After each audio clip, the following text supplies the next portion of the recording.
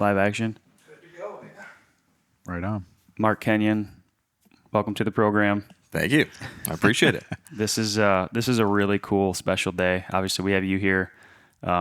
This is you're the first guest we've had in the studio at the new facility. Yeah.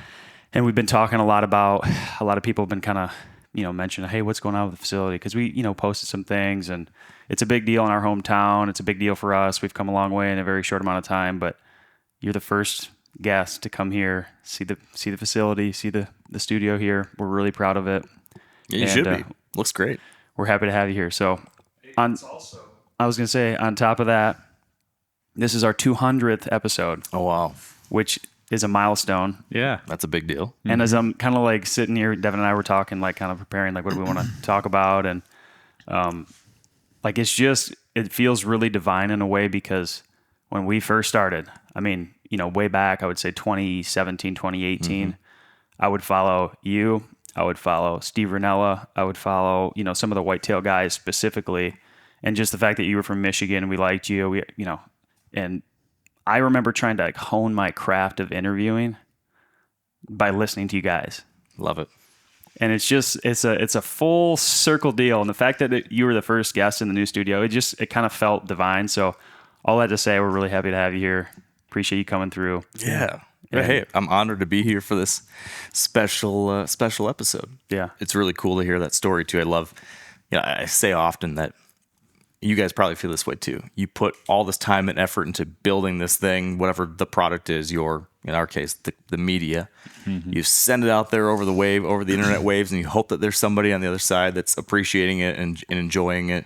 And always love hearing stories like that, how something made a difference. So yeah. Thanks for sharing that. So I think a lot of people know who you are, but give your elevator pitch, if you will, because I often find it difficult to, somebody's like, hey, what do you do, Nate?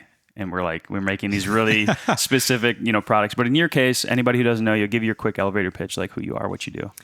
Yes, so it's funny. It's a hard question to answer because it's a very diverse answer. So my main gig is working for Meat Eater, which is a large hunting and fishing media network, and I host TV shows and films and a podcast, and I write.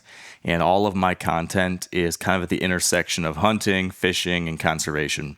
And so I'm the host of the Wired to Hunt podcast, host of a bunch of different shows for Meat Eater, and then I write books about wildlife, wild places, public lands, all that kind of good stuff. So that at a high level is what I do. Historically, I was known as Meat Eater's whitetail guy. Mm-hmm. That was kind of my shtick in the beginning. Still, I'm a whitetail guy, but I do a lot beyond that as well. Yeah. So I'm a little bit more of one of Meat Eater's everything guys. Yeah. With a whitetail specialty, I would say. And yeah, live here in Southern Michigan. Grew up on the west side of the state. So love seeing guys like you guys in a company here in Michigan doing well, and excited to support it. Yeah. We're in the west side. Yeah, I was curious if you grew up here. Grand Rapids. Okay. Yep. Yeah. Grew up over there and then ended up down here because of my wife's family and deer. Yeah. Yep.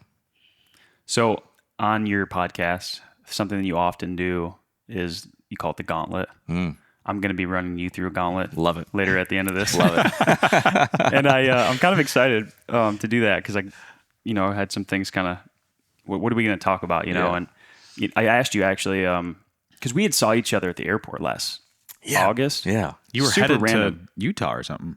I didn't tell you this part, but this was the weird part about that, okay? Because if anybody's been to Detroit Metro Airport, you get through security, the standard security, you take the escalator down, and it you hit that main floor, and that's the main vein, and then you go left or right or straight, and that's all the terminals. Yep.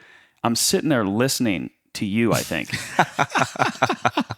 Because I was getting in the groove. I'm going deer hunting. I was solo, so I'm I have all these podcasts queued up for the long flight to Utah, and I was just like, son of a gun, that's Mark Kenyon. And then we kind of looked at each other, it was like we kind of, it was just cool. It was kind of a funny thing. But anyway, we saw each other, and as I've kind of been preparing for what we're going to talk about, I kind of want to get your initial story onto the scene. And if you can remember way back, tell us the story of how you got going with the, obviously you're passionate about whitetails, you're geeked out about it, but originally, how did you start hunting?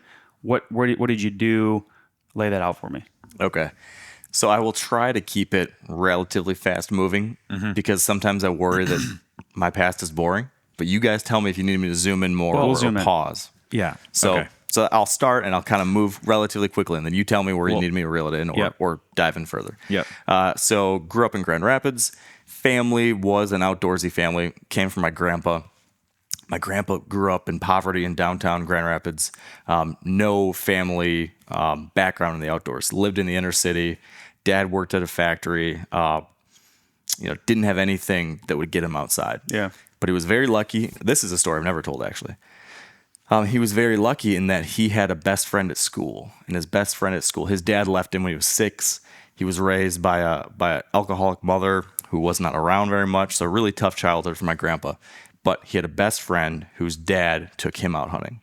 And so one day my grandpa got invited to go out with his best friend, his family, rabbit hunting, and fell in love with that. And then for the rest of his extended childhood into being a teenager and beyond, continued to go outdoors with that family. That developed in him a love for hunting and fishing and all that kind of stuff. Mm-hmm.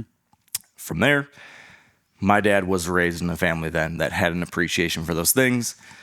In the late 80s, my grandpa bought a cabin up in northern Michigan after they had been hunting public land from like a little pull-behind trailer for decades before that. That little cabin up in northern Michigan was the place where I came of age. So that was our family deer camp. That's where we went up for... All your memories are there. All those memories, those early memories, learning to shoot a gun, learning to sit in the woods. First time I remember seeing a deer, first time I remember anything like that was up there at the family deer camp. So fell in love with the outdoors through that. Our family was not a hardcore outdoors family in that we weren't traveling out west. We weren't backpacking. There actually wasn't a whole lot of deer getting shot. But we loved the culture. We loved the camaraderie. We loved being up there and doing that. And so that is kind of what my experience was. I loved everything around it. Mm-hmm. I was trying to learn and figure out how to do it. Where we hunted, though, was very low deer populations, especially at that point. It used to be better, but by the time I kind of came of age, you weren't seeing any deer at all. Yeah. And there was maybe like, up until I was maybe 8 or 9, there was maybe like one deer a year killed at deer camp. That's insane. And then 10, 12, like as I was a teenager, it became like nothing. There would be like 6 years that go by and nobody would shoot anything. And so it wasn't until I was a teenager that I pitched to my dad, hey, I'd like to try to learn to bow hunt. I want to keep doing this more. I don't want to just do it during gun season. Let's try to bow hunt. My dad had never done that. So the two of us go and buy bows together, and we learned to bow hunt together, learned to shoot a bow. And we bow hunted our 3-acre lot behind my parents' house in the suburbs of Grand Rapids. So that's where probably decent hunting. It was okay. Like it seemed amazing compared to up north. You were seeing deer. Because we saw deer. What was the introduction to bow hunting? Like, how did you become aware that this was like a thing that you could do to extend season? I don't remember for sure. I do remember that I was really big in like buying all the deer and deer hunting magazines and North American Whitetail and stuff. And there was deer hunting shows on TNT and on Saturday mornings. Yeah. So I remember always wanting to watch the Saturday morning hunting shows and then getting the magazines. Yeah. So I'm guessing Field and Stream. So media of some sort. Some kind likely. of media. I'm sure got me into it. Yeah. And when we got into this, my dad and I, at that time, my grandpa then told us that he used to bow hunt. I never knew that. And he busted out his old bow and everything. And so what an interesting story that came of that is he ended up telling me why he quit bow hunting. A lot of my a lot of who I am comes from my grandpa, I guess, and a lot of how I approach hunting does too. And the short version of the story of how he quit bow hunting was that he picked it up for similar reasons as to why I did. He wanted to do more of this. He wanted to be in the outdoors. But he hit a buck in the shoulder and did not recover it. And after that, he just didn't believe in it as an ethical tool to effectively 100% always kill your game. And he was the most absolutist about hunting in an ethical and effective way. So, it was an absolute line that you did not cross at our family deer camp to never, ever shoot at a moving deer. If you shot at a running deer or something, out. So there was no drives, there was no pushes, there was no running deer. Interesting. It was a a standing still, perfect broadside shot in which you can quickly, cleanly, ethically kill that animal, reduce any suffering. So my grandpa was not, at least in my memory, he wasn't someone who I remember speaking ever about, conservation advocacy or anything like that. But what I remember that really comes through now, and maybe he did speak about all these things, but what was very obvious was this very strong respect for the animal and for wildlife. And that was imprinted on me from an early age. Yeah. So he told me about how he, tried bow hunting. It was fun, but then that happened, decided he didn't want that to ever happen again. Switched back to just using a rifle. So my dad and I, though, start trying to figure it out. And yeah, hunted the 3 acres behind the house, was seeing deer, saw like a deer that was older than a year and a half for the first time in my life down there. Saw what I thought were big bucks, and that was a really fun way to get into it. And I don't even know why I'm telling you all this now. I'm trying to remember where I was going with all this. I love it. So that's, I guess, how I got into hunting. Yeah. Oh, it was because I asked the follow-up question about bow hunting specifically Yeah. and how you became aware of it, I guess. Yeah. So that was how I got into bow hunting. That's how I got into deer hunting, into the outdoors and all that kind of stuff. And then I went to college, and that's where then the questions and decisions started trying to rattle around in my head about what do I do for the rest of my life. It's a scary but exciting time. Where'd you go to college? Yeah, Michigan State. Okay. Yeah, go green. Go green. Go white. We're right there with you. So that's the early Mark Kenyon story. Anything more on that? Do you want me to keep talking about where things went let's from push there? into college. Yeah, I want to know, like, Wired to Hunt, Yeah. Google. Yep. Give me that. Yeah. Okay, so did the standard college thing. Had too much fun. In retrospect, I wish I'd spent more time taking advantage of how much free time you actually have during college to go do crazy things outdoors. Oh my gosh. I would echo that. Like, I wish I would have fished more and hunted more during college when I had all this free time. I should have taken a summer and went to Alaska and been a guide, or like went out west, or just like took a fall and hunted the whole time. Yeah. But I was chasing girls and the parties and football and all that stuff. Had a good time. It all worked out in the end. Yeah. But yeah, so between my junior and senior year, I get an internship in New York City working at an ad agency. Okay. And so I'm going to be living and working in Manhattan. Is that what you wanted to do? What were you going to school for? Business and marketing was kind of the thing. Yeah. And what brought me there was that I worked at the Business Career Center at Michigan State. So like the place where all of the businesses came in to recruit and hire business college students. Okay. So that was like my job at college, was working at that center. And through that center, we went to New York to go do I don't even remember why we were there, but we visited with a number of different companies in New York. Maybe just like building relationships for recruiting or something. And I meet these people at this agency. It was called Fleischman Hillard. And they were like a mostly digital marketing agency. This was like 2004. So this was like, Twitter had just come out. Facebook was still relatively early stage. Still a thing? MySpace was still a thing. And so this agency was pioneering using all that for business purposes.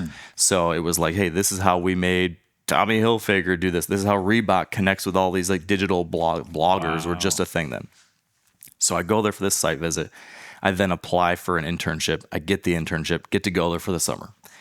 Spend the summer in Manhattan working for this company, and my job was basically to interface between these businesses and bloggers and trying to find ways to like connect them, get like a shoe blogger to write about Reebok or to write about whoever.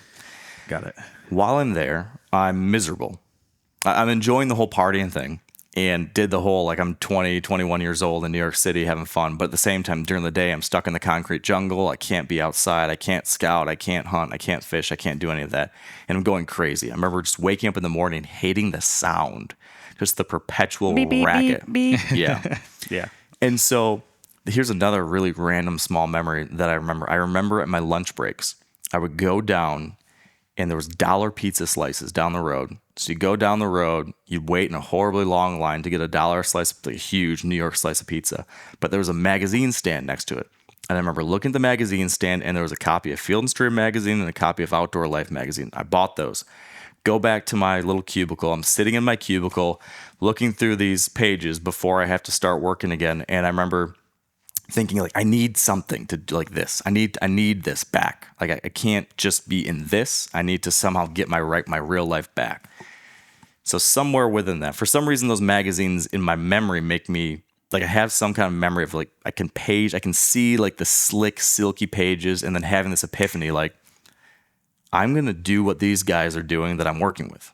Why don't I start a blog about the thing I love, which is deer hunting? And that's a way for me to scratch my itch while I'm stuck here in the concrete jungle.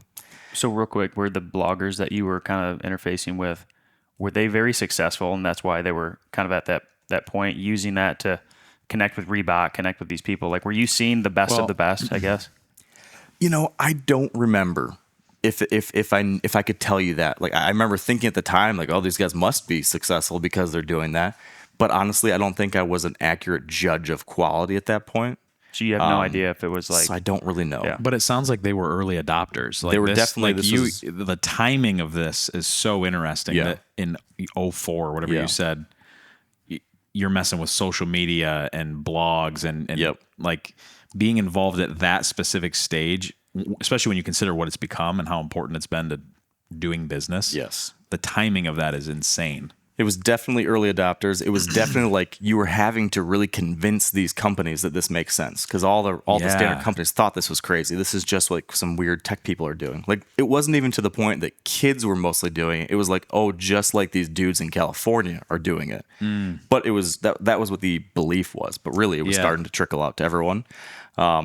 But yeah, so I was getting this very early introduction to how to use Twitter, how to use these things in a way to build brands, to build audience, to connect with people. And started Wired to Hunt. Yeah, I was living, they put us up in dorm rooms at Columbia University. So I would work in Manhattan in this like skyscraper all day doing this kind of thing. And then I'd come home to my little one room, like it was a room smaller than this, and would get in there with my computer and just write all night. I was writing, but also a lot of learning, trying to figure out like how do you build a blog. I was learning HTML, how to build your own website, how to do all of this stuff. In 2004. Mm-hmm. And so you said this is the summer after your junior year. Yeah, so this is the summer between my junior and senior year. So yeah, this would have been the summer of 2004. So were you? Right? Yeah. No. Fast forward a couple. I'm off. I'm thinking high school. This would have been 2007. Okay. So sorry, my timing was wrong there. Okay. Because I graduated high school in 2005, graduated college 2009. Okay. 07. Something like that. 7, okay. 8. Yeah. But through college into your junior year, had you stayed involved in the outdoors to the extent that you could? I mean, obviously you're on campus at Michigan State, but were you going home to hunt and like? I mean, clearly it stayed in your mind and was still consuming your thoughts to the point where you're like, I want to do a blog on this. But how did you stay involved, or did you? Not as much as I wish I had, but I remember two things. I was going back. I didn't have a car until my senior year. Okay. Long story on that. But I was not going back until like gun season. I'd go back for gun season. Okay. I think occasionally I'd go back and bow hunt, but not as much as I would have liked. But what I remember was this was right around the time that the first digital hunting shows were popping up. And I can't remember the name of the platform, but this was like so old school. There was some platform that had some online streaming of hunting shows. And the first hunting show that I could find to stream was the first season of Whitetail Properties. And so junior year of college or sophomore year of college, somewhere around there, I remember sitting in my dorm room streaming episodes of the first season of Whitetail Properties with Dan Perez and Pete Alfano. And those are like the early days, like streaming digital stuff I remember watching. So I remember that happening. And then, I remember I'd still go back for deer camp. I went one time, my uncle picked me up and took me to Pennsylvania to go hunt his family camp one time, but just was not doing it as much as I wish I could, but was very enveloped in you still had the bug. Had the bug. Yeah. And then when I was totally removed from it and stuck in this concrete jungle, then it was like, I need it. I didn't have anything else. Like at least in college I had, the friends and everything else. Here it was like, it was so different than what I grew up with and what I was interested in that just sparked this need to somehow rediscover it and bring it back in. So internship and during the summer, that's when you started Wired to Hunt. Yep, that's when I started, and then it was just just a every night thing to work on and build this thing and try to figure it out. I was not a good deer hunter when I started. I didn't really know what I was doing. We had very basic elementary understanding of deer hunting in my family. It was, go out in the woods, find a trail, find a rub, sit next to a tree kind of thing. So all through high school and college, I remember just reading and trying to figure it out. But trying to put it into play up there where there was like hardly any deer, you got no feedback. Yeah. So it was like I was trying these things, but there was no deer to see no matter what. And so I never really figured it out. So then hunting in southern Michigan western, there was a little bit more feedback. But now I'm in college, I'm doing the whole writing thing, and I'm trying to write about this stuff, but I don't really know what I'm talking about. So it was more so like sharing my stories of mostly failure, but then like reporting on other people's stuff. So I was like, here's this article I read in Deer and Deer Hunting. Here's what I think about it. Or here's what I've seen. It was that kind of stuff. Yeah. So, if you were to go back and read Mark Kenyon circa 2007, it would be really embarrassing.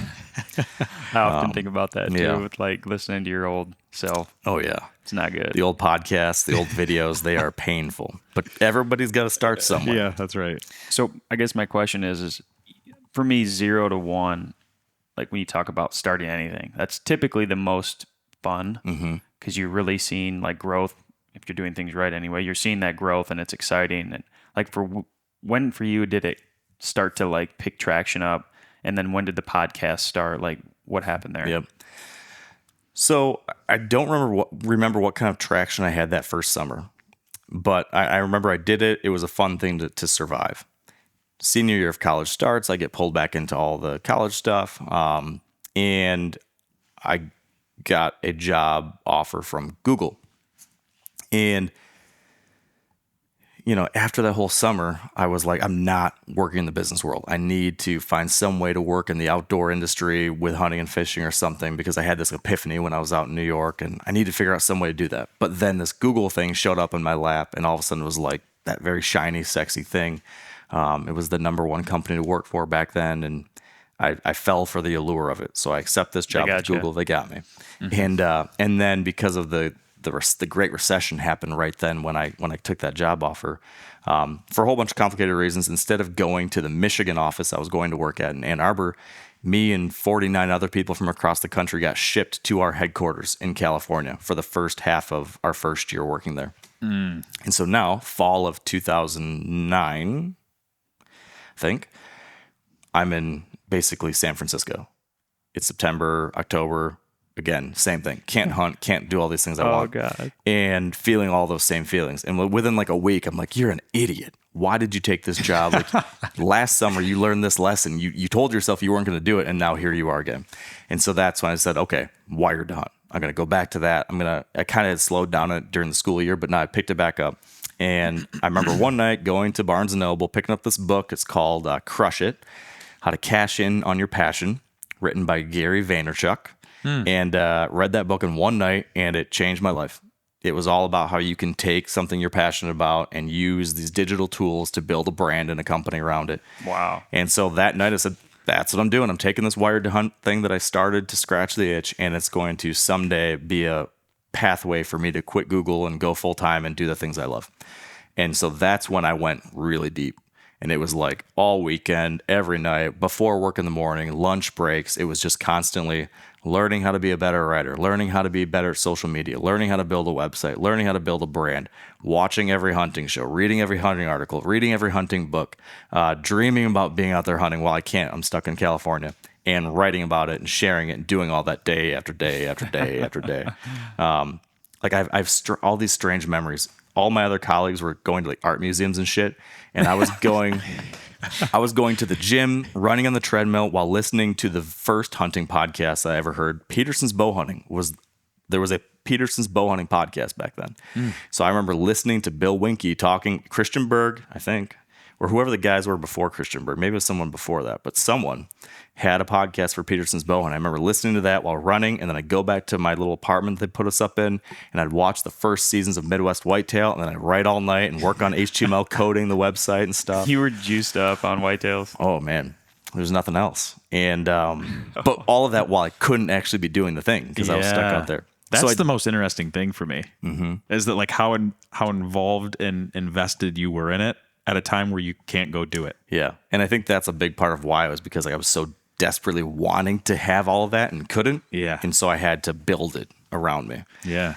And that's the story of how Wired Hunt started. And then I came back to Michigan. They brought me back to our Michigan office on the southeast part of the state and worked for Google for 4 years while building Wired Hunt on the side. Kind of the same thing. I was very just deep in it. And during that period, really that first fall, I started feeling some of that traction. Started like, message boards were talking about or sharing links that I was sharing and that I was writing. And then over the course of that, next several years, it built up speed and built up an audience and had enough of an audience that I was able to start getting small sponsorships and advertising deals. And through all of those, through all that, I started connecting with other people in the industry through social media and started meeting editors of magazines. And I started going to the conventions and all these different things. So slowly building my network, slowly building my audience and my community, slowly building a little bit of revenue. Then I started getting opportunities to write for magazines. So now I'm building credibility and ways to make a little bit of money off of that, which gets me in 2013 when I was able to quit Google and go full-time with Wired Hunt. And that is when I started the podcast. Do you remember what that felt like? Yeah. Was it scary? It was. It's a little bit embarrassing, but I'll tell you this. I remember leaving the office that last day at work at Google, and everybody there, like, say whatever you want to say about the company now, or just like, whatever. I was a weird person there. Like, everyone thought I was like a weird person because like I'm into hunting and shooting animals and doing all the outside, and Google is as far away as that as you could possibly imagine, right? But they were incredibly supportive of me. Mm-hmm. They were really great. I was the only person that I think I ever met there that hunted, but nobody was anti-hunting, or at least to my face. Everybody was just genuinely curious. Mm-hmm. And so when I talked to them about what I really did and why I did it and how I did it, you were an outlier almost. I was an outlier, but then they also were like genuinely interested. And once they understood how most hunters go about this, they're like, hey, that's pretty cool. Yeah. So they followed my journey as I was building this thing. They knew that I was leaving Google to try this whole thing. So literally my last day as I said goodbye, I got a standing ovation from the office. Like the whole office stood up and clapped for me as I left on my last day. That was kind of overwhelming. I got in my car and started driving on the highway, heading west out of Ann Arbor, and I cried. I cried on the drive home on the highway. I was just like so overwhelmed. Like, I can't believe I'm doing this. Uh-huh. I was so excited. It was also scary. It was also overwhelming. It was this thing I dreamed about for so many years, and it was actually happening. So yeah, a lot of emotions that day, and it's been a hell of a journey ever since. It's funny because we have a lot of people, as I'm sure you're aware, but like people think that working in the hunting industry means something. They think it means what they think that means in their mind is actually different than reality. Is what I found. But like, we've done it. Like we talk a lot about our entrepreneurial journey. We talk about like the hardship. We talk about the early morning stuff that like, you have to grind at some level. And I hear your story and I can relate a lot. And I guess people out there listening who, I'm telling you, there's so many people that just want to work in the hunting industry. They don't even know what that means, but they want to. Right. Like, what would you tell them? Like, what's your piece of advice to that person? Because you did it. I mean, you did it when it was almost, again, you're an outlier. Like, people don't really see the vision. They don't know. Yeah. But you kind of stuck to your gut feel, who you were, and you get a standing ovation. Yeah. On the day you walk off and you're like, see ya. It was pretty wild. Yeah, I think there's a lot of things to say to somebody who has that dream. I would be the first to say 1,000% chase that dream, because life is short and opportunities are fleeting and you can only live this thing once. So I strongly advocate for anyone, if there's something you care about and you want to chase that, you chase it. Don't settle. Don't coast. Just send it. Go for it. That said, I would also, though, think about why. Like, what's the why behind it? I think if anyone is wanting to pursue working in the outdoors or working in the hunting industry because you see some flashy guy on Instagram who posts a bunch of big bucks, and if you're posting your stuff on there because you want to get famous or because you want to get rich or because you want people to think you're cool, I don't think you will find satisfaction if you chase this thing for those reasons. Mm-hmm. So I would think long and hard about what this is. I would think long and hard about what you are trying to achieve. If you have like a hard set goal of I want to be the next Mark Drury, or I want to be the next famous big buck killer, or I want my friends to think I'm cool because I do this stuff, you're going to be disappointed. I think that the key thing for me, at least, I'll just speak for myself. I've kind of gone through all these phases, and I've found that if I am in it because I enjoy the process, the actual grinding, the actual process, the actual work, all of that, I'm going to be happy and satisfied with what I'm doing. Because no matter how hard you work, sometimes the absolute end goal, sometimes it's going to be outside of your control. Sometimes that's going to be the case. But if you can trust and believe and be satisfied with what your process was and with what effort was that you put in, if you know you did it the right way, you can sleep at night. And then finally, also at least for me, making sure that I'm working on something that I think actually matters.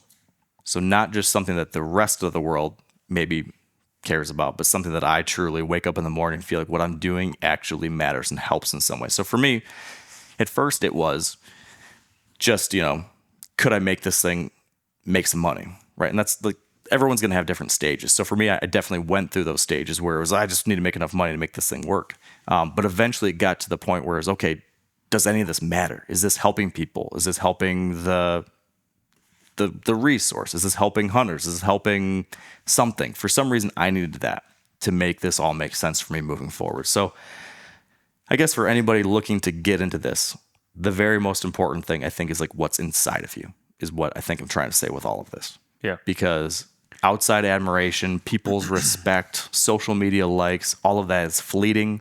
All of that is hollow. All of that will leave you feeling very lackluster about the pursuit if that's why you are getting into this. It's a hell but of if an you answer. come into this because you love it, because you want to be involved with people who care about the same things you do, because you love the animal or the pursuit or being outside or whatever it is, if you love all of that and you're willing to work really hard to be involved in it and every day wake up knowing that you will be involved in that and making the future better for deer or deer hunting or deer hunters or whatever the thing is that you love, if that gets you jazzed, then go and do everything you possibly can to chase that, to make a difference, to be a part of that, because life is really special when you can live it fully in that kind of way. Yeah. The follow-up question I would have to that is, how did you protect your love for deer hunting through this process? Because you hear a lot of people talk about maybe the one of their worst decisions was creating a career surrounding something they loved, because then it forces you to not love it or almost hate it. Yep. How did, like, it seems that you're still as ate up with this as you were sitting in your apartment in Manhattan. Yep. So how did you protect your love for deer hunting through that? Yeah. So I absolutely have experienced that, and I've wrestled with that as my career has evolved. And everyone's different role, whatever it is you are actually doing, and how that compares to what you do for the fun side of it, will be different. For me, the challenge became that, I loved deer hunting and I was creating all this content around deer hunting. But then also when you layer in the pressure of having to do those things to create content or to share with an audience or for the outside world to see and analyze and judge, that layers over all this stress and anxiety and pressure and stuff. And so that did lead to me having, and still to this day sometimes, where that stuff clouds the base level enjoyment of it. So there was a period of time there where I thought I was trying to be the next Mark Drury or Levi Morgan or whoever, and was finding, that I was going out there just like so stressed. Everything was life or death. Every hunt was a mission. I was so focused on you have to do everything right because you have to kill a deer. If you don't kill a deer, you won't be respected or you won't be good or you won't be able to create the content and have the trust of your audience and all of this kind of stuff. And so for many years, that's how I approached things. And while I loved it, I also was, at times like just a head case. And I've had to kind of wrestle with that. I've wrestled with it publicly. I've talked about it quite publicly over the years and how I was making it not fun for myself in a lot of ways. And so over, that time, I think comes back to what I talked about a second ago, which is like the why. So at first, a lot of this, I started out with the right why. And then as my career progressed, I got to the point where I thought I had to do things I thought I had to do it because of my career. And that's where my why got messed up. And that's when I started losing the love for it. And I still enjoyed a lot of it, but I was, really stressed and not enjoying a lot of parts of it too. And as I've gotten a little bit older and kind of figured out who I am and what I'm trying to do, I've started to realize that my why and who I am doesn't have to be like Levi Morgan or Andy May or Mark Drury or anybody else. And what I bring to the table and why I do this and what I can share with the world is going to be different than those people. And that's okay. And ultimately, I'm not defined by how many deer I kill or how big of a buck I kill. Like, really, it's all pretty darn silly. And nobody really cares other than you for like that much time. And all the social media stuff is just noise. And there's so much outside craziness these days that if you let that affect you, it's going to ruin everything.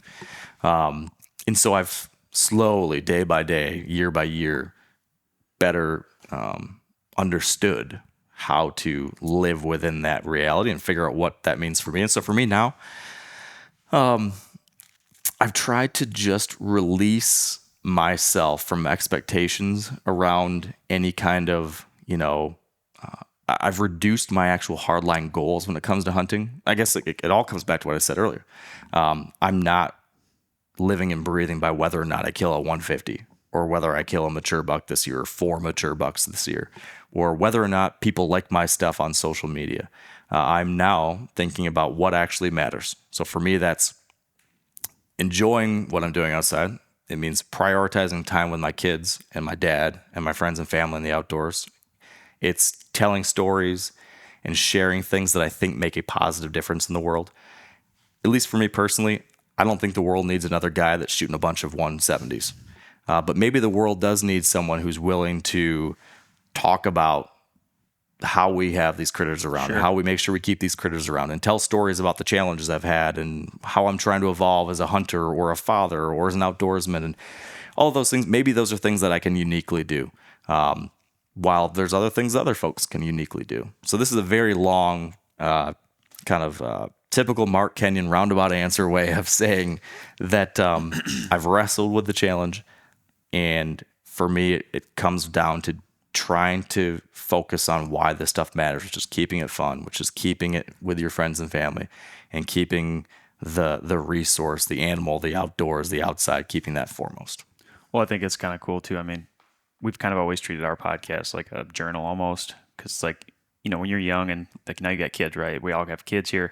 Your mindset changes, things change, and just kind of like bringing your audience through all of that and just being honest is a big piece of, I think people respect that and they can sense the reality of it. So, but getting us back on track here, how did Meat Eater come about? Like, what did that look like?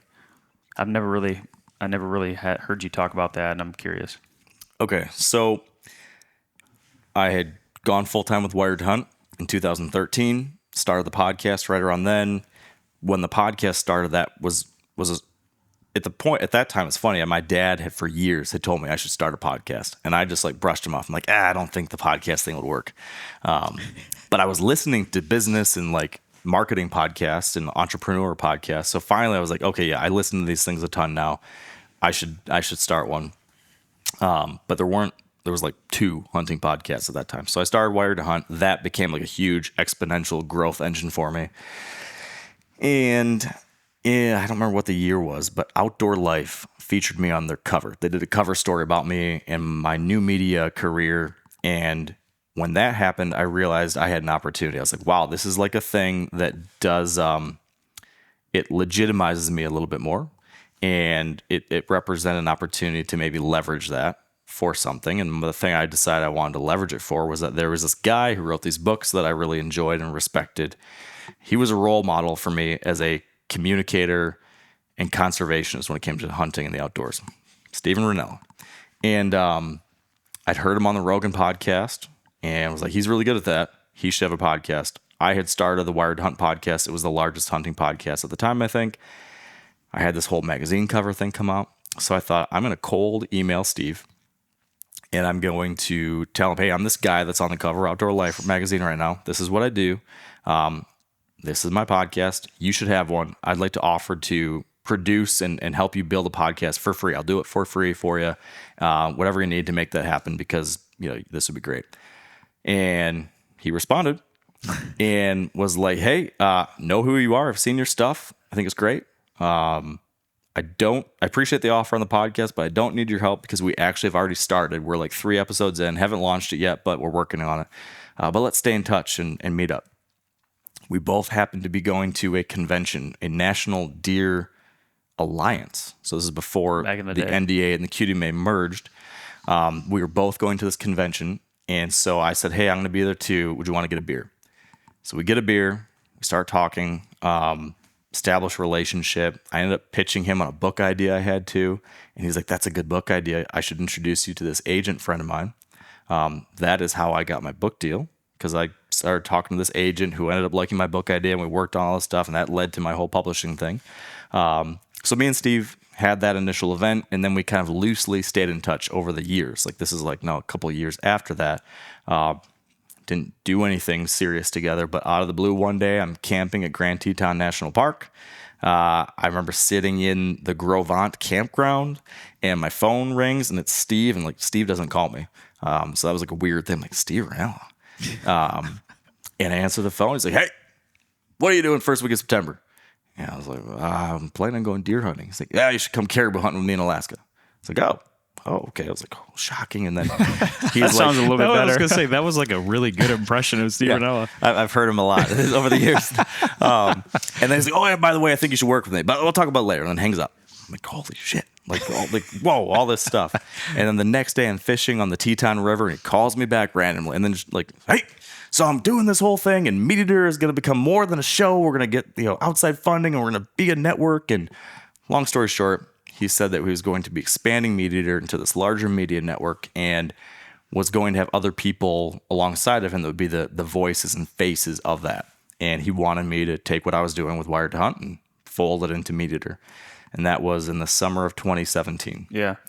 And then, over the course of that fall, I did the hunt and spent time with him and went up and hung out with him in Seattle for a while, and decided to do that. And so it became public in early 2018 and have been a part of it ever since. What was the big changes for you by partnering with them? Like your paycheck now comes from them. Like, what did that mean for your brand? Yeah. So, the reason I ultimately decided to do it is ultimately one of the greatest changes that have manifest over the years. At the time, Wired to Hunt was doing great on its own. I was making ends meet fine. I was really happy with it. I had no interest in really changing what I was doing.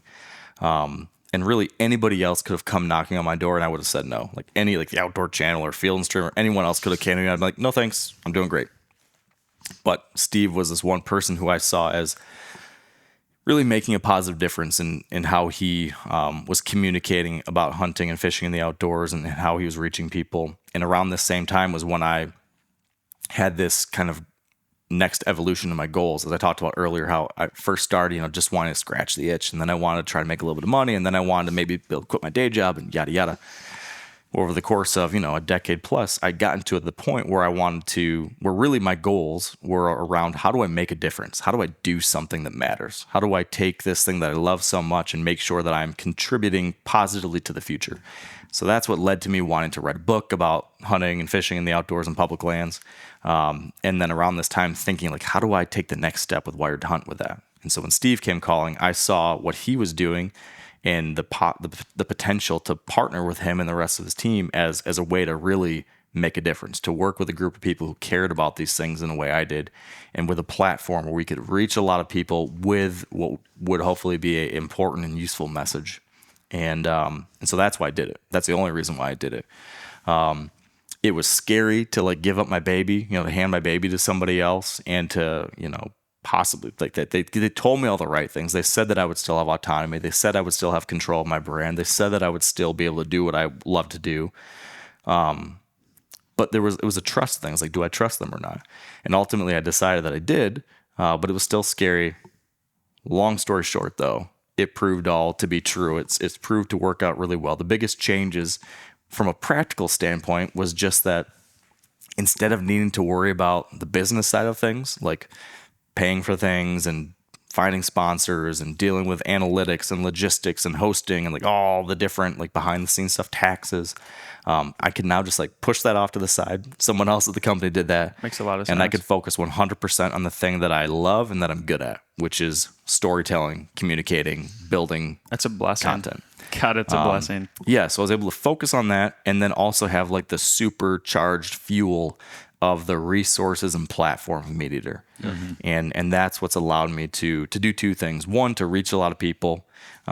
Two, to do it at a higher quality level. And three, I have the creative freedom and the freedom provided by having resources to, tackle projects that are different, outside the norm, and again, hopefully matter. Whether it be a deer hunting film about the importance of a family deer hunting tradition, or whether it's about, a series tackling conservation issues or private land conservation or public lands, or just, how do you make sure you keep deer hunting fun?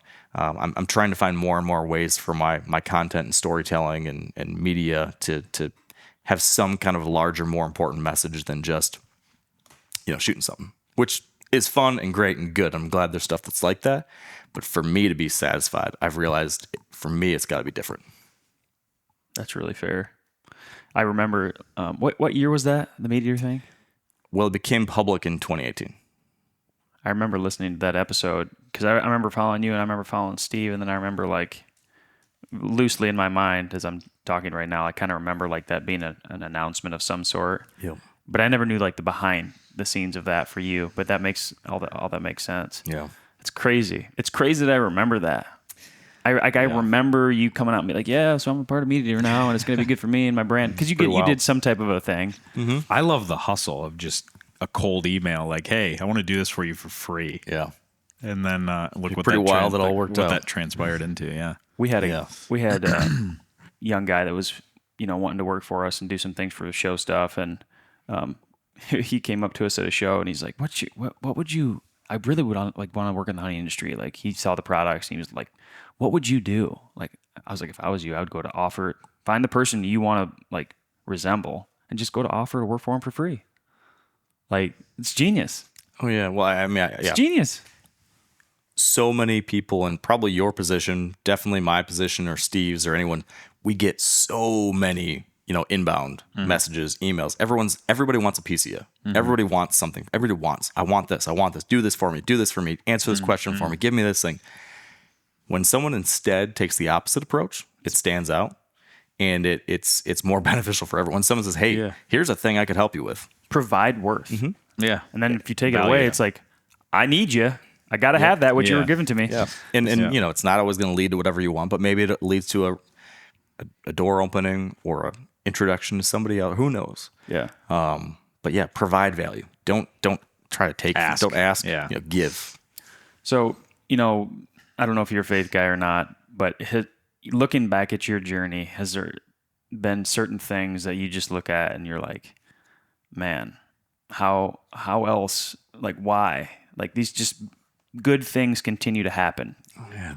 And you're just like, you question, like, why does that happen? Do you have anything like that where you look at it and you're like, man, that's faith. Yeah. I mean, there's been so many things that have been just, whatever you want to call them, blessings or good fortune or divine intervention or however you want to explain it. Yeah. I mean, the Steve thing working out was a huge thing.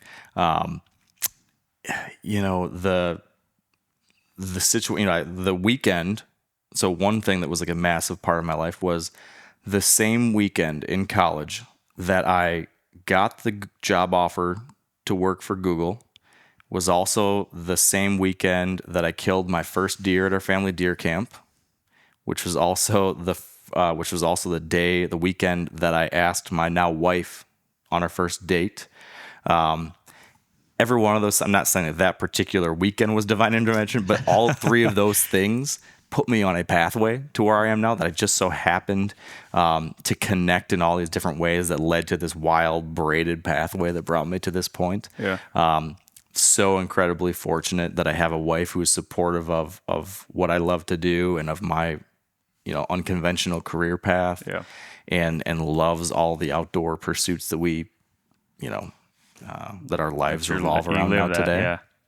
Yeah. So that certainly was whatever you want to call it, a God thing or a fate thing. Yeah, I mean, so much. I mean, I oftentimes feel like, man, one of these days something really horrible is going to happen because it's been too good to this point. I've been so lucky. I've been so fortunate. Yeah. So I try to appreciate two things. Number one, I try to be very appreciative and thankful for the good things that have worked out for me in my life.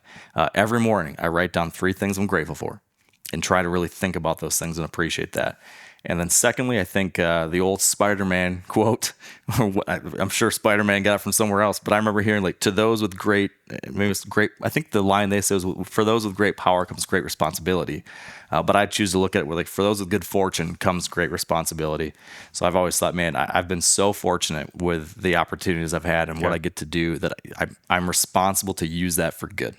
And so there's been a lot of great things in my life, and I just want to make sure that I'm stewarding that good fortune by helping others. Yeah. Yeah. I mean, I don't think we could relate more to when good things happen, you naturally feel like, oh man, something's coming down the pipeline. But we've always often reminded ourselves when things go right for so long and it's all around the same theme, that's God telling you that you're operating in his purpose. And like, that's what he wants you to do. Yeah. And it's hard sometimes for people looking from the outside in because they're like, they see all the success, they see all the positive things, and they either get jealous or they want that for themselves. But like everybody has their own genius level talent. I had a basketball coach who would always say that he would talk and before the games and give these pregame speeches, and his theme was like purpose. He always talked about having purpose. Marv Fox Jr., if he's listening, he's a great guy, but he would always talk about everybody has their own genius level talent. And you have to figure out what it is, and when you find it, things blossom. Yeah.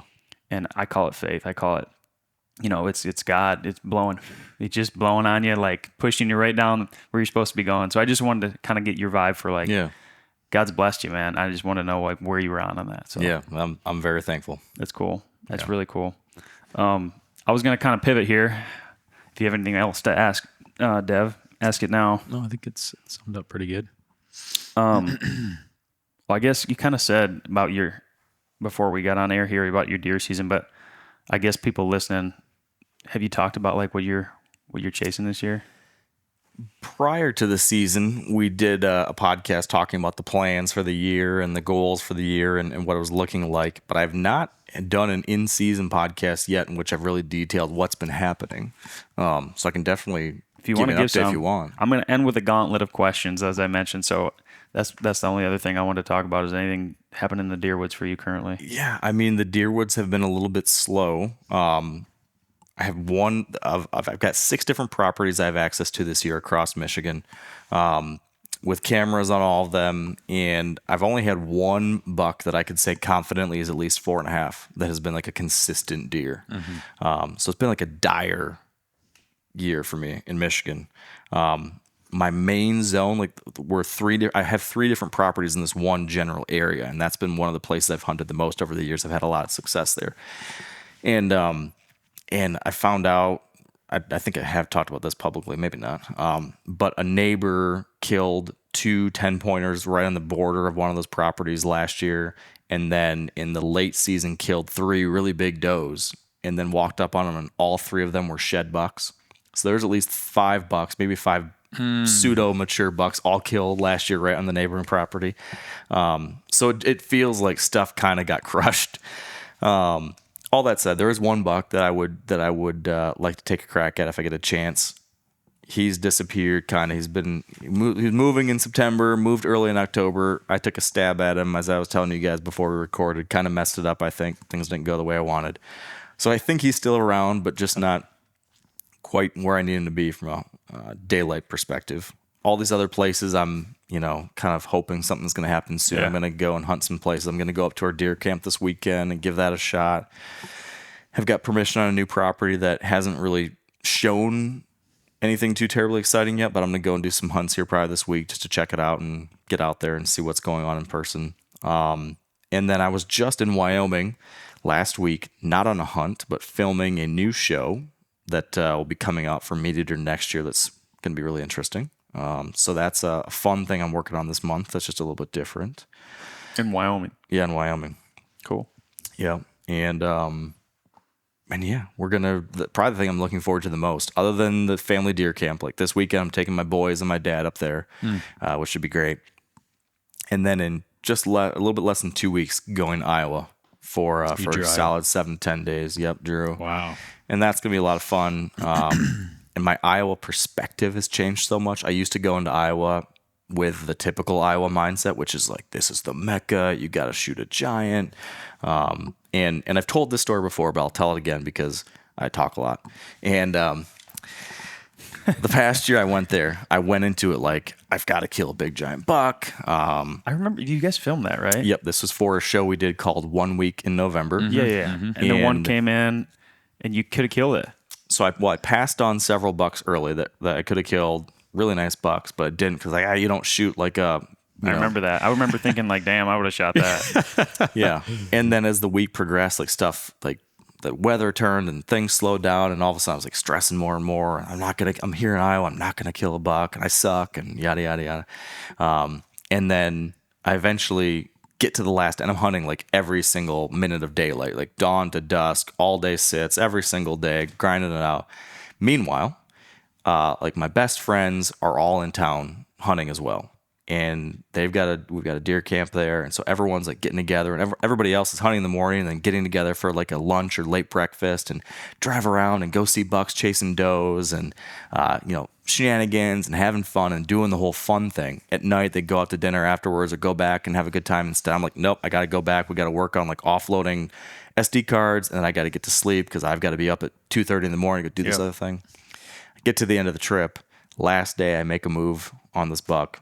Have a giant, like 150 something inch 8-pointer come in, and I shoot underneath him, miss him. I remember that. Yeah. So this was the season when I was like, oh wow, I'm making this not fun. I'm stressing out so much. I'm so obsessed with trying to fill a tag that I am totally putting blinders on all and missing out on all the fun stuff. And I'm not even enjoying myself out there because I'm so obsessed with the end goal. I can't even take in the scene around me or relax and enjoy what's actually happening or spend time with my friends while I'm out there. Yeah. And so after that hunt is when I was like, okay, there's something. So fast forward, that was like 4 years ago. This year, new man out there.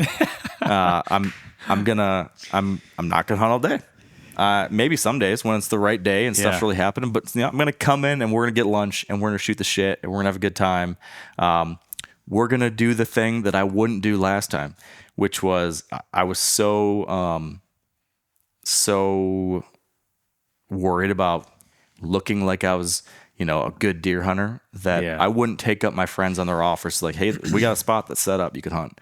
We've got a box blind in this amazing place where there's all these deer popping out. Go have a good time with us. Like, oh no, I'm not going to do that. I hunt only from a saddle, DIY. Because I chose not to do that, 3 of my buddies all went and set a box blind together, had the most fun ever sitting together, shooting the breeze, telling stories, laughing, having a good time, have a big old giant buck come into the decoy, have like a super great time and fun story. And instead I'm sitting by myself in a saddle thinking I'm tough. Right. So this year, I don't need to look tough. I don't care if I kill anything. I'm going to sit the box blind once with the buddies where there's a fun view and like let's sit there like idiots and tell stories, and maybe it's a fun hunt, maybe we just like have a good time. I'm gonna go and hang out at deer camp. I'm gonna do the thing. I'm gonna enjoy the entire experience and not worry about if I shoot a giant buck or not. And I think I know I will enjoy myself more, and I wouldn't be surprised if the hunting probably goes better too. If you just like take a deep breath and relax a little. I will say, as a data point for you, I guess, as a viewer in recent years, it just seems like you're having way more fun. Oh yeah. Like that comes through in a really big way. Yeah. Well, that's good. I'm glad to hear that. Yeah. I am naturally a hyper-focused, hyper-analytical, very goal-oriented, very achievement-oriented person. Me too. Yeah. Yeah, me and too. so it's easy to get sucked into like that groove of like achieve, goal, mission. Yeah. which has helped me in many ways, right? But at the same time, you also need to know when to like take a deep breath and just like woosah. Yeah.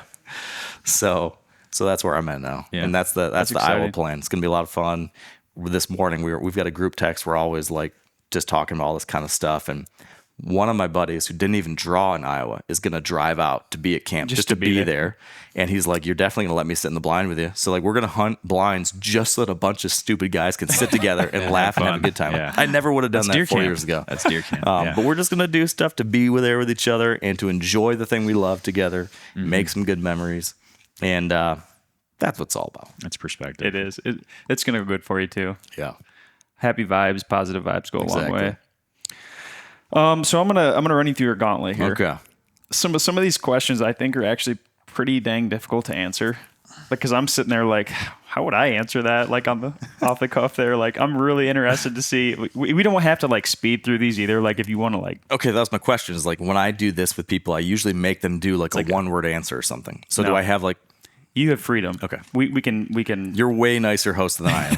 I'll preface, some of these we'll are preface this with I haven't heard any of these. Okay. Some of these are kind of like, I'm going to start you a little soft here. And a lot of these aren't like it's fixed versus mechanical. It's not necessarily like that. It's more of like you'll see. Just go for it. All right. So first one, you get one hunting partner for the rest of your life. Can't be your kids. Can't be your family. Who is it? Wow. Is this like anyone living or dead, or like someone that's alive Somebody's right now? currently alive. Someone that's currently alive. Can't be my family.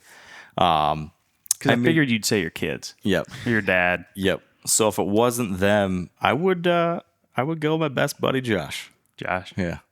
I like that answer. Yep. I like Josh too. He's slow. It'd be trying at times because he's a little slower than me. You talking Hilliard? Yeah. Hilliard. Yeah. Long-standing joke is like back to like my hyper craziness. I'm always in a rush. I'm always like go go go go go. Yeah. And he just kind of moseys. And so Go with the flow kind of guy. So we do a lot of hunts together over the years, and it's always like within seconds, like I hop out of the truck and I'm like, grab this. All right, I'm ready to go. And I turn and Josh like hasn't even stepped out of the truck yet. He's just been kind of looking around. He's and, methodical. Yeah. And then not so much methodical. He's just like, I don't know what he's doing. Farting and taking in the scene. So I would test my patience, but we have a good time. He'd be the guy. We were down at Fort Worth, and we were at the same by group show, and we went to a bull riding thing together, and he's a good guy. Yeah. Yep. So it's pretty easy, right? Nothing bad. Yeah. It's pretty simple. Yep. So this is a good one. So you know the duck stamp, right? Every year they have a duck stamp, and I'm not even sure. Maybe you know how like they select who gets to. It's a competition, I think. Is it? I think that's every year there's a competition and they select a winner, I believe. Okay, this is perfect. So if there was a deer stamp, and you were given the rights to draw, paint, choose, take a photo, whatever, 2026 deer stamp, what would you put on that stamp? That's a great idea. I wish we had more things like that. My first thing I thought before you said, like, I'm not an artist. I can't draw. I would tell Ryan Kirby. I would hire Ryan Kirby to paint or draw a wonderful illustration. I really love his stuff. So he'd be the guy I'd want to do it. If I was going to take a picture myself, I love the scene of like a big mature buck, like reaching up to a licking branch, like just like he's like just all huge. And then head up, kind of raking his antlers in those branches. That might be the scene. They kind of put their back legs down a little. Exactly. You know the pose. Yeah, I like that. I like that pose. That'd be a good look. That's what you do. Yeah, I think so. For the buck stamp. Yep. I think they need to do that. That'd be great. I would have I like the duck stamps, but again, I'm like our friend Tyler. He probably selects them all, but yeah, let's do the buck stamp, and all of the dollars that are raised through that go to funding access programs to help pay for public land access on private lands. Let's make it happen. Wouldn't that be great? I would sign up for that right now. Actually, let's talk about that one. I'll note that. Okay, so pretty easy, right? Oh, yeah. I like it. So here's a good one. Okay. So you're on a family walk. Maybe you're downtown California somewhere. Yeah. Back to your stomping grounds. I do my best to avoid that now, but okay. And there's a group of people. Maybe all of a sudden there's like a crowd. You're walking. You kind of get swirled into this crowd. You pop out on the stage and you got a microphone and you're at an anti-hunting rally. Oh, wow. Okay. what do you say? Wow. Yeah. You start easy and then you throw me right in the. You get into this crowd area and they give you a mic and all of a sudden you've seen the movies. There's no prompt though. What do you say? What are the first words that you say? Yeah. Like you're there. You're Mark Kenyon. Yep. I know exactly what to say. What do you say? We have a lot more in common than you realize. And then I would go on to speak about 97% of what we care about is the same. I relate so much to anti-hunters. I think most everything we would talk about would be like, oh, I love that too. I love this too. I love being out walking in the woods. I love watching an animal do this. I love the quiet in the morning when the sun rises. I love being in a place that feels so big and you feel so small. I love the fact that you can watch these wildlife interacting these different ways. It's so fascinating how they have these social dynamics. It's so interesting how they're able to survive the elements, yada, yada, yada, yada. And then, yeah, we'd get to the final thing, which is, hey, we interact with these animals differently. But even the fact that I do kill on occasion an animal, I do it with respect and reverence, and I use that animal in a way that perpetuates the future of those species. And I think, in so many words, we would have a conversation around that, where I think that, there's going to be a couple out of 100 who are just so hardline, like, yeah, I can't imagine you would ever kill an animal. Ooh, get off stage. But I think when people take the time to explain the hunter's paradox, which is the fact that while we do kill these animals, we love them. I mean, the wolf loves the elk, right? Like he needs that elk. He's obsessed with learning about that elk. They study that elk. Their lives revolve around that elk. I think in many ways that could be the definition of love. The same for us in our prey. I don't know anybody who hates these animals. I don't know anybody who looks down on these animals. I don't know anyone who disrespects these animals. And I think if most anti-hunters realize that, and if I think most anti-hunters get to their beliefs based on observations of a few really bad apples. There are some bad apples out there. There are some people who shine a really bad light on what we do. But 99% of it, if 99% of anti-hunters saw how 99% of good ethical hunters operated, I think they would largely be more open to it than we realize. Dude, that was an epic answer. Yeah. Thank you. I was curious to see where you'd go with it, and you went all the way. So I like that. But no, we were just talking about that too. Like, with the media now, the way it is, the one guy, maybe there's somebody who doesn't know anything about hunting, but they see this one guy and they think that represents the entire industry, all hunters. And it's like, it's a shame that there is that, but great answer. It's a great answer. Yeah. Like for us lately, some of the things that we've been putting out from the hunts and such, it's like you want to be authentic and show every part of it. But now we find ourselves also being conscious of like, where's that line where you're giving the non-hunter ammo that then jeopardizes this being a thing for my kids to have the opportunity to go do? I think we all have to be thinking about that more and more now. And whether it be thinking about what we actually share or thinking about the context we provide around it. Yeah. I think that's really important because any of this stuff used outside of context or seen outside of context could damage our future.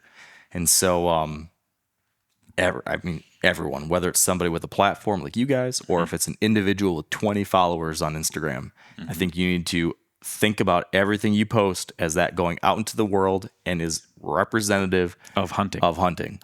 And you don't know who's going to see that and what ripple effects that could have. Yeah, I mean, you said it the other day, but that person that has only 20 followers that you just said, it could be such that some anti-hunter only sees that person's post, and that's representative of hunting. Exactly. Exclusively. Exactly. So we all have a role to play in carrying the torch forward in a positive way. Yeah. So next one here. If you could get one hunt back and redo it for any reason, whether it be from a success that you want to relive that success or a failure, if you get one hunt that you could redo, what would it be and why? God, there's so many. There's so many I would take back, and one for one reason or another. Wow.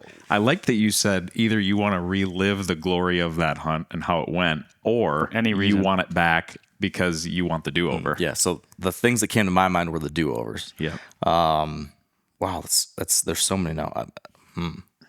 So a super special one I'd love to experience again was just recently with my son, killed his first turkey with me in the blind with him and my dad. It's like all 3 generations together for his first like hunting harvest. That was an amazing one that I'll remember forever. I would love to hunt with my grandpa again. I don't have like a specific hunt that I can remember with him, but I remember the first time I ever saw deer, and it wasn't a hunt, it was in the summer, but I would love to have this moment back again. I don't know, 3, 4, or 5 years old, something like that. You know, I like the idea of like going back on the ones I'd like to relive. Because I would love to have my grandpa around today to see what I'm doing and to talk about what I'm doing and to thank him for the impact that he had. Like I can thank my dad, and my dad's aware of all this, but like my grandpa missed it. But he had such a huge influence on me and who I am and what I'm doing now. I think he'd be still thrilled to see. And so the first memory I have of deer in my entire life was being with him at our deer camp in the summer. My dad he was a very busy guy. He was in the business world and was kind of like I am now, like hard charging, you know, goal oriented. But he worked in a non-hunting world. So he was gone a lot, working a lot. So my grandpa was the one who would pick me up every day in the summer and take me to deer camp or take me to places to go do stuff. And so he took me up to deer camp in probably August. And we went out to one of his blinds, which is over at a place that we've now turned into a food plot. It's Food Plot 1. We've got a new blind there now. But Grandpa sat me down there in the summer, and I just remember the colors. So just like ferns, bright emerald green ferns everywhere. And then 6 does came walking out, and they were bright orange. So there's that emerald green and the bright orange. And I remember, like, from me to the camera, basically, they walked in front of the blind. And I remember just being, like, so in awe. And I remember, like, pointing at them and saying out loud, and my grandpa's like, shh, Mark, shh. Just he always do shh, shh, right there. And so I'd love to go back and, like, experience that and remember what that was like. And I would love to hear what my grandpa was telling me on that day and how excited I must have been. It would be really funny to be like a fly on the wall watching little 5-year-old Mark, or however exactly old I was, through all that again. As far as hunts that I'd like to get back because I screwed them up, that 8-pointer I mentioned in Iowa, that would have been a really good one to get back. I can't remember if I had talked about this one or not, but my Iowa track record's not good. My last 2 trips to Iowa, one of them ended with missing that giant 8. The one before that, I missed my probably biggest buck ever, mid 160s to 170. Almost the exact same thing, shot just underneath him.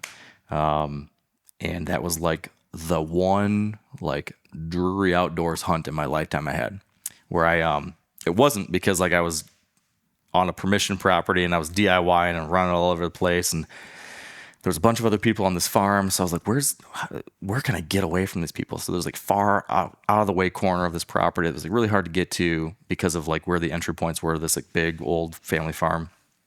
And it didn't look as appealing as some of the other places, but I'm like, I just got to get away from these people. And this other corner, kind of like out of the way, I thought, let's go check that out. So I remember sneaking in there with a mobile set and hung up there, and it just like was one of those like, oh my gosh, this is Iowa.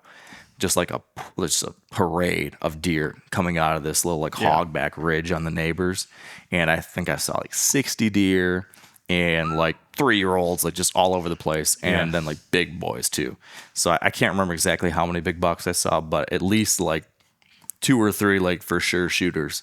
And one of them was this big like splits on his 2s and 3s like mega dream buck monster. And yeah, he came right into like 30 some yards and poof, right underneath him. Oh jeez, man. So from like a just straight up hunting perspective, that's one that I would have been because it was like it was still a really cool hunt, but it would have been like a really really cool hunt if I could have seen that whole thing that was amazing and then actually execute in the final moment. Yeah. Then it would have been like, oh, this is like a dream scenario. Yeah. Didn't work out. Those are both good answers. Yeah. I like the grandfather one too because I think we're all cut from the same cloth on that aspect where Grandpa got us into the Yeah. the nuts Thank and goodness bolts. for grandpas. That's right. This is a good one. I call this one Professor Buck Kenyon. Ooh, okay. So if you were a college professor and you're hired to teach a class about hunting whitetails, and it was like a part of the curriculum that every senior had to come through your class, every single senior out of this, What a great university. It's a great Love to go to this university. one. It's called Michigan State for the purpose of this. Okay. They come through your class, and you have the first field day that you're going to give these kids. Like, this is their first assignment. That first field day, what's your assignment to these seniors as they come through your class? The assignment. So this is like a piece of homework. The first day, and you're putting them on their first assignment. Is something they have to do. Is this a thing they have to do in class, or something they have to go do after class, like on their own? After class on their own. Okay. Kind of like a lab. Yeah. So no question, the first thing they need to do is they need to go and sit and watch deer for a full day. I want you to go out there on a Saturday at daylight, and I want you to stay till dark, and Just I want you to observe. And I want you to observe. I want you to write down every single thing you see them do, and I want you to write down a best guess on why they did these things. So if you see a deer step out of those woods and go to the east, I want you to write why. And I don't care if you have experience with deer or you have no experience. I want you to at least try. So observe, note, reason. Do that for a full day. We'll come back and discuss. I want to take that class. I want to take the class. I was thinking, like, man, you could answer this in a bunch of different ways, but I like that one. I kind of like that. For the first assignment, especially. I had the coolest class at Michigan State. Really? I didn't have a Professor Buck, but I was on this trip in Wyoming, and I was with a guy who kind of works in like the wildlife filmmaking world, and we were talking about kind of questions like this. And he asked me, if you could go back and thank anyone, like if you go back to anyone in your life and tell them thank you for what they did for you, other than someone in your family, who would that be? And it was this professor. Because my senior year at Michigan State, this is another like very formative thing that led to me to where I am now. I had an extra elective credit, and I didn't know what to do with it. I had all my prereqs done. I was done. I just needed to use this random elective. So I just started going through the course catalog, trying to find something. And at the very bottom of the list is wilderness preparedness and survival. Golly, sign me in there. I'm like, all right. I can't believe that's a class at Michigan State, but sign me up. So I signed up, and the professor is, I don't know, I don't know, he seemed older, but maybe he was my age now. But he was like the real life version of Bear Grylls, like a non-whatever TV British dude, but a guy that he was a field biologist in Africa studying chimpanzees, and he studied wolves in Alaska, and he traveled to the Amazon. He lived in the Arctic for like a year doing some other program, just done all the wildest, coolest stuff. And the whole class was about understanding two things: understanding like expedition planning and all the different things you need to plan and execute a backcountry adventure of some kind, and then also the psychology of survival and dealing with tough situations out there. So fascinating, but then also, as I alluded to earlier, I had this kind of domestic outdoor upbringing. So like we loved hunting and fishing, but we didn't do anything really wild. So I didn't have the confidence or the skill set to go backpacking and do a backcountry trip in Alaska or go out west or anything like that. So I didn't know anyone doing those things. I had no idea how to do those things. I took this class, and all of a sudden I learned the basics of like how to do that stuff, the basics of how to like operate in grizzly country, the basics of how to plan a backcountry trip and read topographic maps and all that kind of stuff. And I was like, I graduated that class. I'm like, we're going. So I was like, we're doing a 3-week road trip out west. We're going to go backpacking out there. We're going to do all this kind of stuff. Yeah. And all of that led to like everything else in my life. When it comes to the things I love and the things I do, and where we spend a huge chunk of our year now, and much of what I'm doing now moving forward, none of it would have happened. Maybe someday something else would have got me there, but that was just a hugely influential person and moment in my life too. That's awesome. That's kind of the reason why I asked that question, because like there's a lot of people that maybe they even act like they know about how to hunt, but maybe they really don't know what the first step is. And I figured you'd give a really good answer of like, hey, if you really want to start the process of going out in the woods, like this is where you need to start. Go out in the woods. Get out in the woods, yeah. Don't, like exactly. Definitely don't stare at your phone and look at trail camera pictures all day. Yeah. That's one for sure. That ain't gonna don't help get you. too sucked in your trail cameras. Just get out there. Yeah. Oh, this is okay. There's two more. This is a good one. Now I'm a little concerned. So if Mark Kenyon was a Michigan buck, this is a 3-part question. If Mark Kenyon was a Michigan buck, what type of deer would he be? What kind of rack would he throw? And how would he get killed? Oh, man. This is amazing. Okay, so there's 2 ways I could answer this. One would be like the best version of myself trying to like survive. The alternative answer could be like an honest self-assessment of my weirdness and what that would translate into as a deer. So we'll do that one because it's fun to make fun of yourself. So the weird things about me that could manifest in a deer would be I am like neurotic, right? I'm like an overthinker, overly analytical. So this deer would be like head on a swivel at all times. He'd be like trying to analyze where all the hunters are coming from. What are they doing? When are they going to be here? What weather conditions might impact hunters to be in the woods more? Where should I bet today? Where should I not be out here? Oh yeah. Chasing? So one thing you would notice about the behavior of this buck is he would start going one way and he'd stop and he'd sit and you'd see him like looking back and forth for maybe like 20 minutes thinking this way or this way, this way or this way, this way or this way. And then he'd turn, he'd go back the way he came, he'd go that way, and then he'd walk about 100 yards, then he'd stop like, this way or this way, this way or this way, this way or this way. And then he'd turn back and go the other way for a while. Yeah. So there'd be a lot of that. But in the end, he would pick a really safe, smart place. He would be very smart eventually. And he'd spend a lot of time in that core area. So that would be like his behavior. That's the kind of buck he would be. As far as the kind of rack he would throw, it would be tall and skinny for sure. Very spindly. If you could imagine Gumby, but a buck version of that, that would be the deer. And as far as how he'd get killed in like the dumbest way possible. Like it would be like he'd thought through all of these possible things that could possibly happen. He had an answer to every single question, and then one day a guy sat down next to the road or got lost and tripped and his gun fell and killed the guy or killed the deer. Good. I think that's how it goes. I love that answer. On what day you think? Oh, for sure, opening day gun season. No doubt about it. November 15th, baby. Yeah, by like some guy sitting on a crate or something. Oh, absolutely. Yeah. Like a 5-gallon pail. In a full blaze orange suit. Head to toe. Head to toe. Yeah, it's good. Well, that's a great question. I just had a funny second part to this. Like, what about because you often make fun of Tony and Dan. What kind of bucks would those guys be? Oh, gosh. So Tony would be...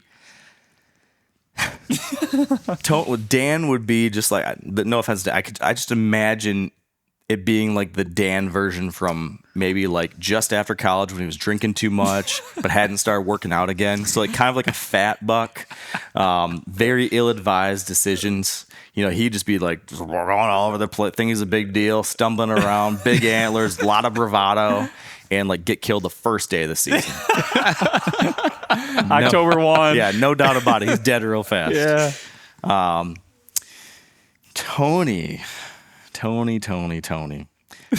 is that one who's just got these dark skeletons in his closet. So like, I think the thing with him is like one day we find out he's not even a deer. He's actually an elk. I think that could be one. He's not even the same species. He's not the same species. There's like this whole other transplant. This whole other thing that comes out like, whoa, didn't see that coming. He had a weird past. That's kind of what I would say for Tony. That's funny. I'm smiling too much. My face hurts. I want to meet those guys someday. They seem like great guys. They are. Oh gosh. Okay, this is my last one that I have written down. Yeah. So if you were going to be the author of the first and the last chapter of the deer hunting Bible, so there's a Bible. So Genesis and Revelation. Yep. Those two words mean something. If you were to title the first in the last chapter of the deer hunting Bible, what would the titles be? Wow. I really like the thought you've put in these questions. Came to me this morning when I was reading the Bible. So Yeah. Well, I know that I would begin this book with the animal itself. So it would be all about understanding the animal, understanding where it came from, understanding the past and how these deer became what they are. And I would end with the experience, with the satisfaction derived by a lifetime spent around that animal. So I think you would... Yeah, you got to give me like something. Yeah, so I need to think about what the right titles would be. Man, being a writer, I'm very... intentional with with your word so choice. I hate the fact that I'm being pressured I into knew this coming was with gonna the be name right off tough. the top of the head. But I think, I mean, it would be